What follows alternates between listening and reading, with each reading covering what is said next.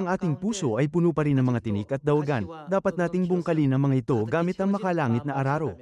Dapat muna nating gawing mabuting lupa ang mga ito, at saka maghasik ng mga binhi ng Ebanghelyo.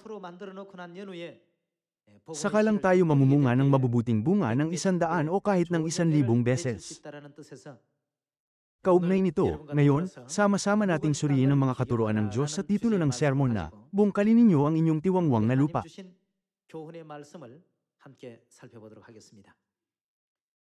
Bago tayo maghasik ng mga binhi, dapat tayong mag-araro ng lupa. Pag naararo ang lupa at lubusang nabunot at naalis ang iba't ibang mga bagay na hindi mabuti para sa mga binhi, ang mabubuting binhi na ihahasik ay makakapamunga ng maraming mabuting bunga.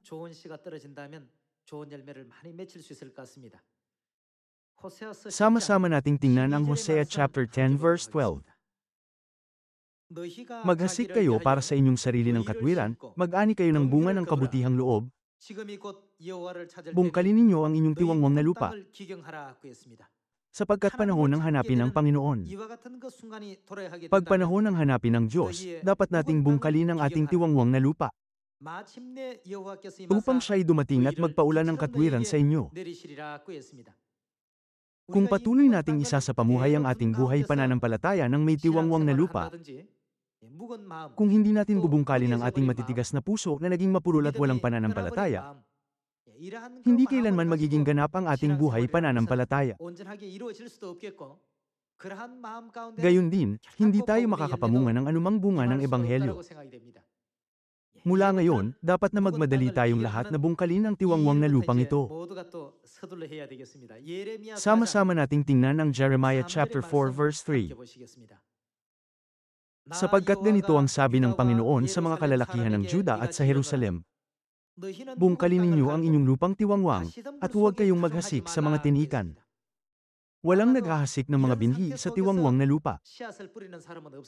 Ang mga tao ay unang nagtatabas at naghahanda sa lupa, at pagkatapos ay naghahasik ng mga binhi ng naaayon. Ano ang ibig sabihin ng mabuting lupa? Ito ay isang mapagmahal na puso. Pag mayroon tayong mapagmahal na puso, makakapamunga tayo ng magagandang bunga ng 30, 60, o kahit ng 100. Kaya masasabi natin na ang problema ay nasa ating mga puso. Sa halip na mag-away dahil sa maliliit na bagay gawa ng pagkainggit o paninibugho, maging mahabagin tayo sa isa't isa at magtulungan pag kinakailangan. Pag mayroon tayong mga mapagbiyayang puso na alam kung paano mag-ibigan sa isa't isa, sa pagsunod sa mga katuruan at patnubay ni Kristo, ang ating mga tiwangwang na lupa ay lubusang malilinang sa magandang mabuting lupa. Maraming salamat.